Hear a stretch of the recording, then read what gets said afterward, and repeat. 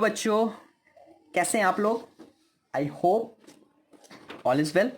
तो चलिए स्टार्ट करते हैं एक्सरसाइज 3.2 का क्वेश्चन नंबर 2 के साथ, जो कि कह रहा है कि पहले जो भी पॉइंट्स दिए गए इससे आप निकालो ये ratios A1 A2 B1 B2 C1 C2 and then उसको रिप्रेजेंट करो लीनियर इक्वेशन को कि क्या वो इंटरसेक्ट कर रहा है या फिर पैरेलल है या फिर कोइंसिडेंट है। तो बच्चों जब तक आपने इसका बेसिक नहीं देखा, आपको नहीं पता कि ये इंटरसेक्ट, पैरेलल और कोइंसिडेंस की कंडीशन क्या होती है, तब तक आप नहीं सॉल्व कर पाएंगे। तो इसलिए लिंक जो है उस वीडियो की डिस्क्रिप्शन में गिवन है, जाके वहां से देखें कि क्या होती है। मैंने बताया है अपने पिछले वीडियो में सब कुछ, उसके बाद यहाँ पे आए और थोड़ा सा हिंट ले लेते हैं। वैसे हम पैरेलल के लिए बच्चों कंडीशन था कि जब रेशियो निकालते हैं तो उसका ratio A1 A2 B1 B2 equal होता है but not equal to C1 C2। Coincident के केस में या फिर कंसिस्टेंट के केस में तीनों इक्वल भी होते हैं, और इंटरसेक्टिंग के केस में A1 A2 B1 B2 equal नहीं होता। क्वेश्चन देखते हैं। कह रहा है कि 5x minus 4y plus 8 equal to 0।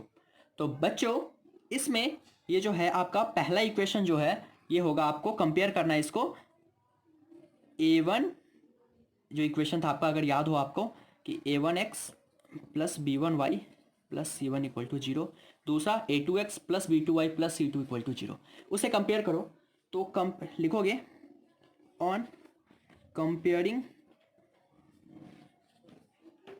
Equation 1 and 2 with A1x plus B1y plus C1 equal to 0 and A2x plus B2y plus C2 equal to 0 respectively.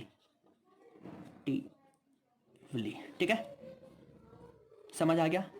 यानी कि इन दोनों इक्वेशन को इसके बारी बारी से कंपेयर करना है और वैल्यू निकालनी है। तो देयरफॉर A1 कितना आ जाएगा बच्चों? 5, ठीक है, और A2 निकल कर आएगा यहां से देखो 7। ओके, इसी तरह से B1 कितना निकलेगा?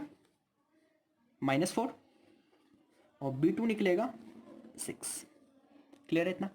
इसी तरह से देखो C1 निकल कर आएगा आपका 8 और C2 निकल कर आएगा -9। क्लियर है? चले आगे। ओके, जब इतना हो गया तो अब आपको करना क्या है? रेशियोज निकालने। रेशियो किसका? A1 अपॉन A2 निकालो।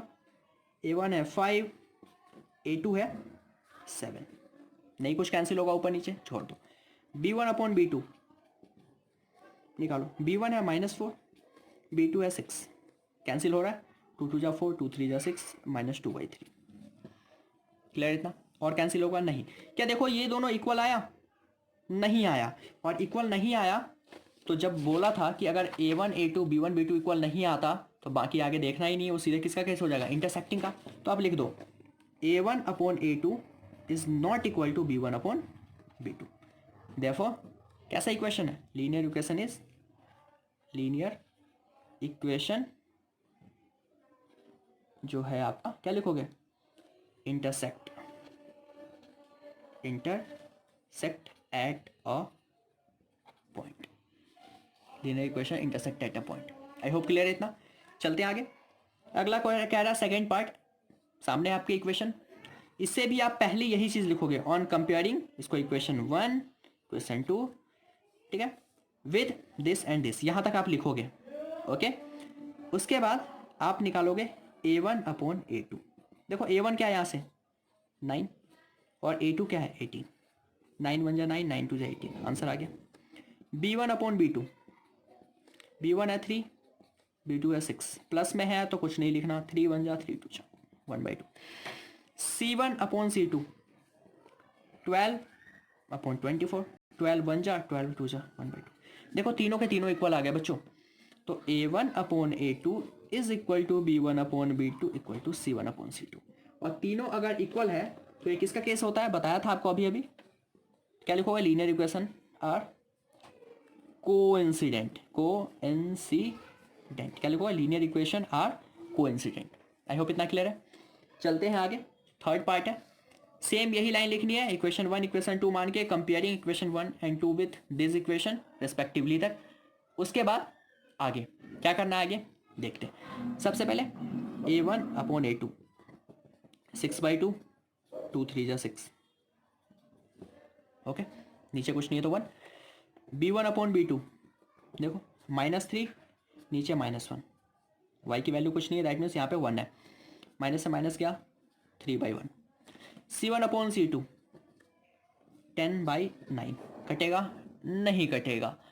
अब क्या लिखोगे a1/a2 देखो इक्वल है किसके b1/b2 के, but not equal to c1/c2, नहीं इक्वल है ना, नहीं है। और जब ऐसा केस होता है तो ये होता है किसका, therefore the linear equation are parallel to each other, ठीक है, आर पैरेलल।